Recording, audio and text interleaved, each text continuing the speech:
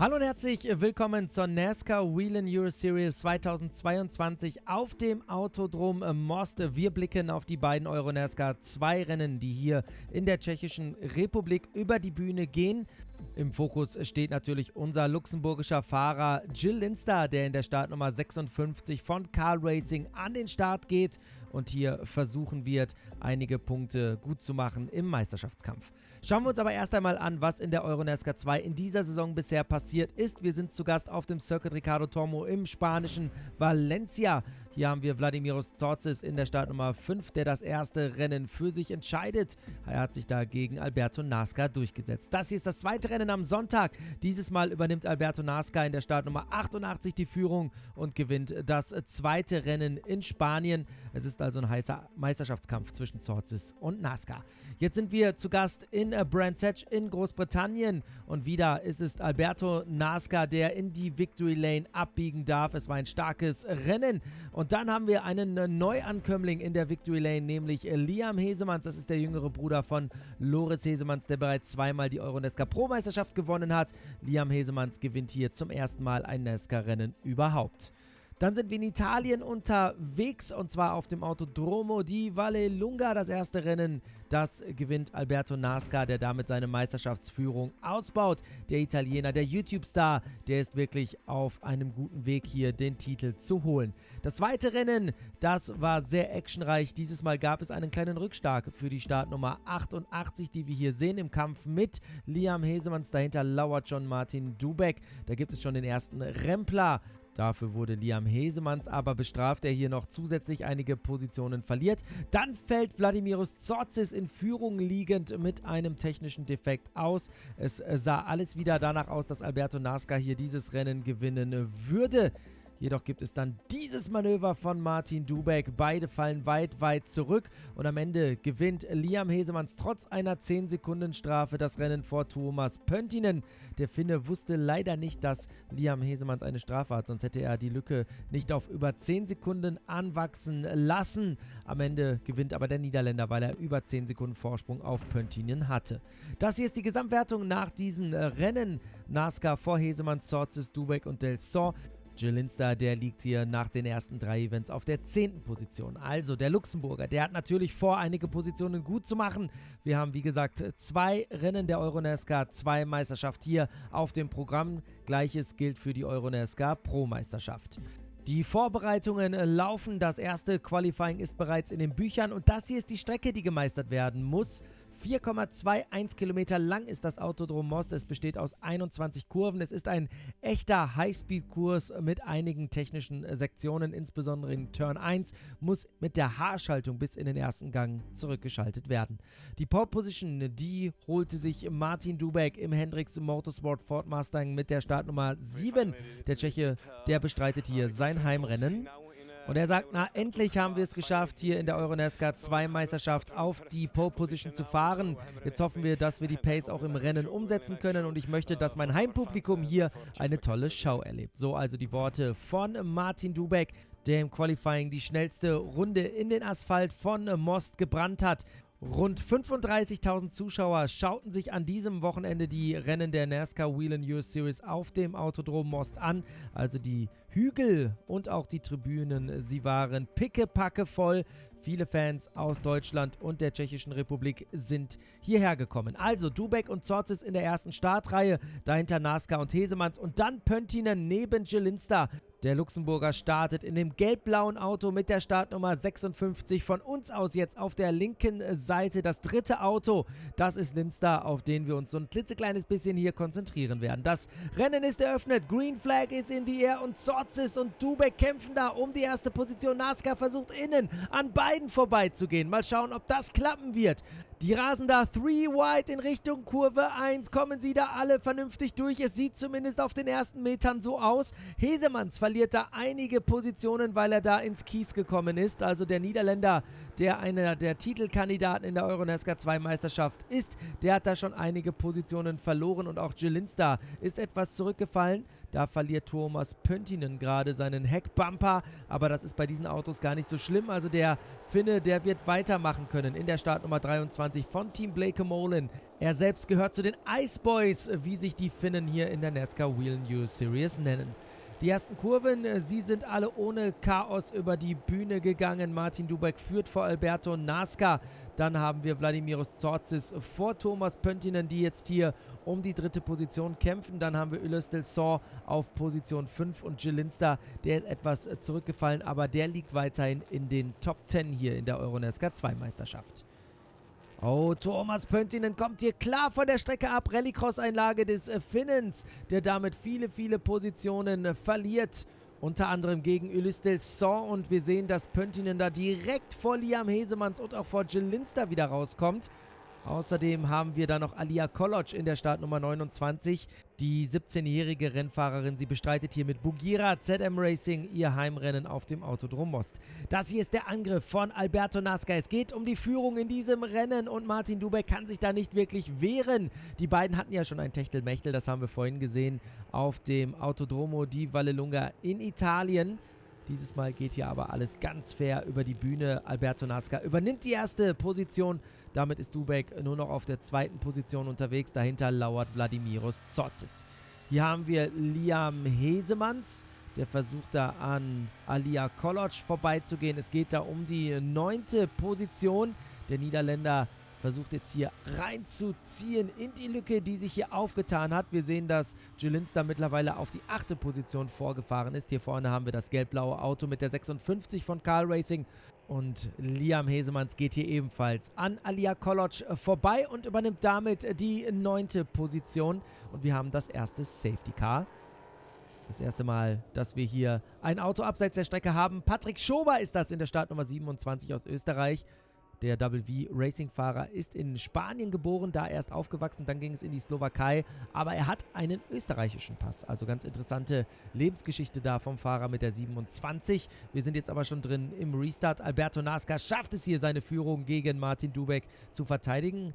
Jill Linster versucht dagegen Liam Hesemanns einen Move zu setzen. Der Niederländer hatte da eine ganz gute Position beim Restart und Linster verliert da eine Position gegen den Niederländer. NASCAR weiterhin auf der ersten Position unterwegs. Die Startnummer 88 von Carl Racing, der aktuelle Championship-Leader. Das erkennen wir auch daran, dass wir da dieses rote Whelen-Banner auf der Windschutzscheibe haben. Alle anderen fahren mit einem weißen Whelen-Banner. Also die Championship-Leader beider Meisterschaften werden so immer in den Vordergrund gesetzt, ins Rampenlicht gestellt. Hier haben wir Linster und oh, da ist ein Auto etwas ramponiert. Das müsste der Speedhouse Mustang von Paul Giffraud gewesen sein. Oh, und Thomas Pöntinen wieder abseits der Strecke unterwegs im Kampf mit Liam Hesemanns. Da geht es um die 6. Position.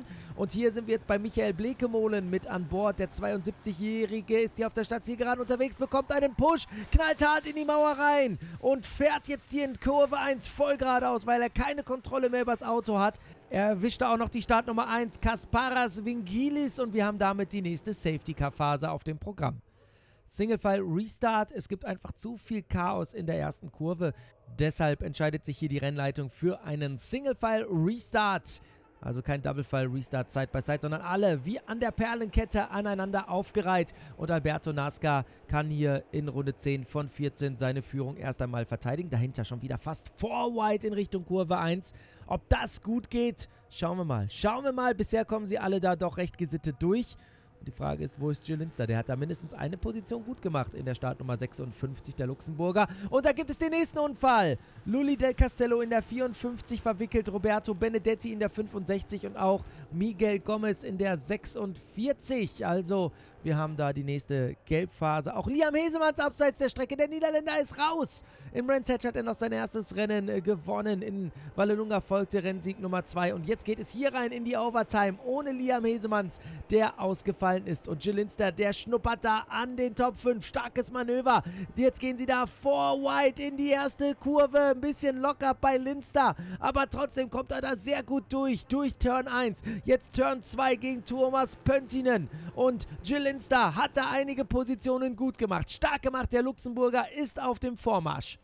Alberto Nasca führt das Rennen weiterhin an in der 88 von Carl Racing. Das ist der Teamkollege von Linster. Dann haben wir auf der zweiten Position Martin Dubek und hier geht es jetzt um Position 4. Und starkes Manöver wieder von Linster gegen Christian Malczarek, die 24. Der teilt sich das Auto von PKK Sport mit Alon Day. Jill Linster, der teilt sich sein Auto mit Nicolo Rocca. Aber bisher hat es hier Linster noch nicht an der 24 vorbeigeschafft. Und davor versucht Thomas Pöntinen wegzufahren von diesem Duo, das sich da auf der Startzielgerade gerade mächtig bekämpft. Linster versucht es außen in Turn 1. Das kann funktionieren, wenn er sich da gut positioniert, aber Malczarek versucht es mit der Flucht nach vorne. Und wir sehen, dass Linster da sogar eine Position verliert gegen Claudio Capelli. Und dann gibt es den nächsten Unfall und Linster muss ins Kiesbett. Und wir sehen, dass Jewgen Sokolowski in der 48 da durchkommt. Alia College kommt da durch. Und auch Paul Giffreau kommt da durch. Und wieder verliert Linster da völlig unverschuldet einige Positionen. Also manchmal hat er in dieser Saison wirklich ein bisschen Pech, Jill Linster. Die Performance, sie wäre so viel besser. Und am Ende gewinnt Alberto Nasca das Rennen von Martin Dubek und Vladimiros Tzotzis. Linster schafft es immerhin noch auf der 7. Position ins Ziel. Und damit holt der Luxemburger wichtige Punkte. Wir schalten jetzt aber runter in die Victory Lane. Da bin ich schon, zusammen mit Alberto Nasca. Und der sagt, wir hatten Probleme im freien Training. Heute war das Auto aber perfekt. Ich bedanke mich bei dem Team für die großartige Arbeit. Alberto Nasca baut damit seine Meisterschaftsführung weiter aus. Vladimiros Tzotzis bleibt zumindest dran und auch Martin Dubek spielt hier noch eine wichtige Rolle. Alberto Nasca gewinnt außerdem die Rookie Trophy vor Paul Giffreau und in der Legend Trophy haben wir Jewgen Sokolowski vor Matthias Hauer und Miguel Gomez. In der Lady Trophy gewinnt Alia College vor Alina Leubniger aus Österreich und Ariana Kasuli. Das war also der erste Streich. Wir blicken jetzt auf das zweite Rennen am Sonntag. Es heißt hier 19 Grad und bewölkt soll es gewesen sein, aber ich kann nur eins sagen, es war brütend heiß hier auf dem Autodrom Most und Alberto Nasca hat sich mit seiner schnellsten Rennrunde am Samstag die Pole Position gesichert. Und er sagt, das ist das erste Mal, dass ich mir die Pole Position für das zweite Rennen im ersten Rennen gesichert habe.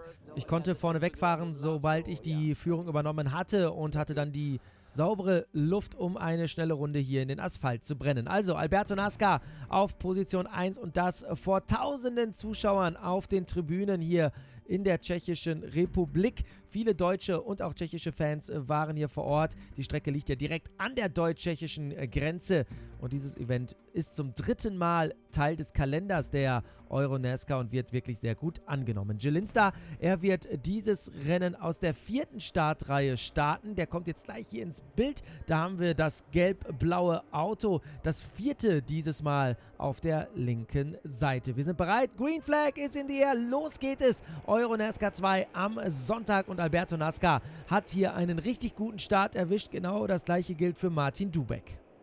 Es gab vor diesem Rennen noch ein Drivers Briefing mit Rennleiter Philippe Gaudet, der klipp und klar nochmal gesagt hat, Leute, das, was wir da am Samstag gesehen haben, diese zahlreichen Safety-Car-Phasen, diese zahlreichen Runden unter Gelb, das wollen wir nicht nochmal haben. Also benehmt euch dieses Mal bitte ein bisschen besser auf der Strecke. Das hat hier zumindest beim Start schon mal ganz gut geklappt. Nasca führt vor Martin Dubek. Also dieser Italiener hier, der über 700.000 Follower auf YouTube hat in Italien, der ist wirklich das Maß aller Dinge in der Saison 2022. Der Rookie führt nicht nur die Gesamtwertung an, natürlich auch die Rookie Trophy. Und Martin Dubek, der aktuelle EuroNASCAR 2 Champion, der lauert dahinter auf seine Chance, an der 88 vorbeizugehen. Dann Tzotzis, dann Delson, dann Giffreau. Dann haben wir Pöntinen vor Malczarek und dann eben Jill Linster in der Startnummer 56. Der kämpft hier gerade um die 7. Position mit Christian Malczarek. Dann haben wir dahinter auf der 9. Position das Auto von Liam Hesemanns, der Niederländer. Der muss sich da mächtig zurückkämpfen. Jetzt sind wir hier onboard bei Jill Linster. Kurve 1, wie gesagt, erster Gang. Vielleicht sehen wir gleich auch mal die Schaltvorgänge vom Luxemburger. Jetzt geht es wieder raus auf die Gerade. Gang 1, Gang 2, Gang 3.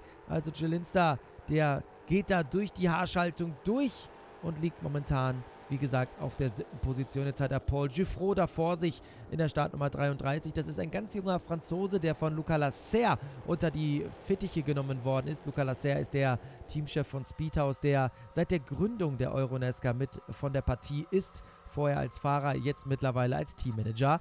Und Linster versucht da alles, um an der 33 vorbeizukommen. Jetzt könnte es klappen, jetzt könnte es funktionieren. Schafft es Linster an Giffreau vorbei in den letzten Kurven dieses Kurses. Die Frage ist, wo ist die 33? Ja, die liegt jetzt hinter Linster und das wollen wir nicht sehen. Lully del Castello dreht sich und damit haben wir die erste Safety-Car-Phase in diesem Rennen. Lully del Castello kann aber weiterfahren, muss sich aber ganz hinten ans Feld anreihen. Wir warten auf die grüne Flagge, die wird aber dieses Mal nicht kommen. Die Rennleitung hat sich da etwas ganz, ganz Besonderes ausgedacht. Aufgrund des Chaos am Samstag gibt es nach der Safety-Car-Phase gleich mal eine Full Course Yellow. Und erst nach Kurve 3 wird das Rennen wieder grün geschaltet. Und das ist genau jetzt der Fall. Wir sind in Runde 6 von insgesamt 14. Alberto Nascar verteidigt seine Führung gegen Martin Dubek. Vladimiros Tsortzis ist weiterhin Dritter vor Tuomas Pöntinen. Dann haben wir Ulysse Del Sor auf der 5 und Gilles Linster immerhin jetzt schon auf der 6. Position. Also unser Luxemburger, der ist da gerade auf einem guten Weg in Richtung Top 5. Hier sind wir onboard bei Liam Hesemanns unterwegs. Der hat da Gilles Linster vor sich und versucht da irgendwie an die 56 heranzukommen. Außerdem kämpft hier Liam Hesemanns gerade gegen Paul Giffrot, der sich da auf die 6. Position setzen kann in der Startnummer 33. Oh, da hat gerade mal einer mächtig Staub aufgewirbelt. Das kann eigentlich nur Linster gewesen sein, aber alles halb so schlimm. Unser Luxemburger ist weiterhin auf der Strecke unterwegs. Wir sind jetzt hier in Kurve 1 und 2 unterwegs. Liam Hesemanns kämpft weiterhin gegen Giffrot, der sich da wirklich sehr gut verteidigt. Das sind zwei Rookies, die da gegeneinander kämpfen. Das ist der Kampf um die 2. Position. Martin Dubek verteidigt sich gegen Vladimiros Tsortzis. Der Zypriot versucht hier alles, um Punkte auf Nascar gut zu machen. Aber der scheint schon wieder das Maß aller Dinge zu sein, der Italiener in der Startnummer 88. Das wäre sein erster perfekter Sweep, sollte er dieses Rennen hier gewinnen. Das ist Paolo Valeri in der Startnummer 8. Der Italiener ist hier sehr schnell unterwegs, hat da die Konkurrenten vor sich. Oh, und das sieht ein bisschen zu schnell aus. Der verliert da doch die Kontrolle. Der Paolo Valeri. Rechts-Links-Kombination. Und dann dreht er sich in der Startnummer 8. Und es gibt den Crash mit Roberto Benedetti. Wir haben gerade noch gesehen, dass Miguel Gomez da noch ganz gut vorbeigekommen ist. Wir haben die nächste Safety-Car-Phase. Und hier haben wir die havarierten Autos von Paolo Valeri und Roberto Benedetti. Die beiden Italiener sind da ineinander gekracht. 4 Runden stehen noch auf dem Programm. Wir haben wieder eine Full Course Yellow und wir sehen, dass Tuomas Pöntinen viel zu früh losgefahren ist. Der übernimmt hier zwar die 2. Position, aber dafür wird er bestraft werden. Absolut und klarer Fehlstart vom Ice Boys Piloten in der 23, der jetzt hier vor Martin Dubek liegt. Alberto Nascar, der hat weiterhin die Führung inne. Aber das, was Tuomas Pöntinen da gemacht hat, das ging gar nicht. Die Rennleitung hat das genauso gesehen. Es gibt eine Strafe gegen die 23. Also Martin Dubek ist weiterhin virtuell auf der 2. Position unterwegs. Gilles Linster, der schaut sich das Ganze mit ein bisschen Respektabstand an und hat da Liam Hesemanns im Nacken kleben. Hier kommt jetzt erst einmal Martin Dubek an Pöntinen vorbei. Denkste, der Finne kontert nochmal auf der Startzielgeraden und setzt sich weiterhin vor die Startnummer 7. Martin Dubek versucht da alles, um an der 23 vorbeizukommen, der die Strafe bisher noch nicht durchkommuniziert bekommen hat. Dahinter lauert dann Ulysse Del Sor und der hat Vladimiros Tsortzis im Nacken, der einige Positionen verloren hat da beim Restart nach der Gelbphase. Und Pöntinen kommt jetzt hier von der Strecke ab. Dreht er sich? Nein, er dreht sich nicht. Er behält die Kontrolle, aber er verliert damit die Position gegen Martin Dubek. Er reiht sich vor Vladimiros Tsortzis wieder ein. Tsortzis hat dann eben Ulysse Del Sor und Gilles Linster im Schlepptau und Linster versucht da an Del Sor vorbeizugehen. Er riskiert es da sogar auf der Grasnarbe zu fahren. Da hat er wieder mächtig Staub aufgewirbelt, der Luxemburger. Aber er kommt am Franzosen mit der Startnummer 3 momentan nicht vorbei. Del Sor kann da seine Position halten. Jetzt gibt es da so ein bisschen den Ziehharmonika-Effekt. Linster ist jetzt neben Del Sor unterwegs und Del Sor verliert da mächtig Schwung. Del Sor verliert weitere Positionen. Linster ist vorbei. Jetzt ist auch Hesemanns vorbei. Also einmal ist er da so ein bisschen aus dem Tritt gekommen, der junge Franzose, der an Autismus leidet. Aber sobald er einen Rennanzug hat, sprudelt es so aus ihm heraus. Im Jahr 2018 hat Ulysse Del Sor die Euronesca 2 Meisterschaft gewonnen. In der Euronesca Pro hat er sich nicht so richtig etablieren können. Deshalb hat er den Schritt zurück in die Euronesca 2 Meisterschaft gemacht. Hier haben wir Alberto Nascar, der kommt jetzt hier über die Ziellinie und gewinnt das Rennen von Martin Dubek, Vladimiros Tsortzis und Gilles Linster, der einen richtig starken 4. Platz hier eingefahren hat. Nur ganz knapp ist er da ans Podium vorbeigeschraubt, Also das war eine gute Leistung vom Carl Racing Piloten mit der Startnummer 56. Wir schalten jetzt aber zu seinem Teamkollegen in die Victory Lane. Alberto Nasca sagt, wir sind nicht wirklich gut ins Rennwochenende gestartet. Wir hatten Setup-Probleme. Am Ende war es aber dann eine Kombination aus meiner Erfahrung und der großartigen Arbeit des Teams. Wir haben da wirklich Teamwork bewiesen. Das war wirklich klasse, was wir da geleistet haben gemeinsam. Wenn das im ersten Rennen passiert wäre, hätte ich niemals gewonnen. Aber wir haben es geschafft, wir sind wieder hier. Ich habe wirklich geschafft, die Probleme des Autos in den Griff zu bekommen. Nasca ist damit weiterhin auf der ersten Position in der Gesamtwertung unterwegs vor Hesemanns. Jelinster hat 2 Positionen gut gemacht. Er ist jetzt neuer Achter im EuroNASCAR 2 Klassement. Die Rookie Trophy geht an Alberto Nasca vor Giuffreau und Schober. Die Legend Trophy, die geht an Jevgen Sokolowski vor Gomez und Capelli. In der Lady Trophy da setzte sich Koloc vor Del Castello und Casoli durch. Del Castello hat da nochmal eine richtig schöne Aufholjagd gezeigt. Und das war's also mit der EuroNASCAR aus Most. Vielen Dank, dass Sie mit dabei gewesen sind. Mein Name ist André Wiegold. Tschüss und bis zum nächsten Mal.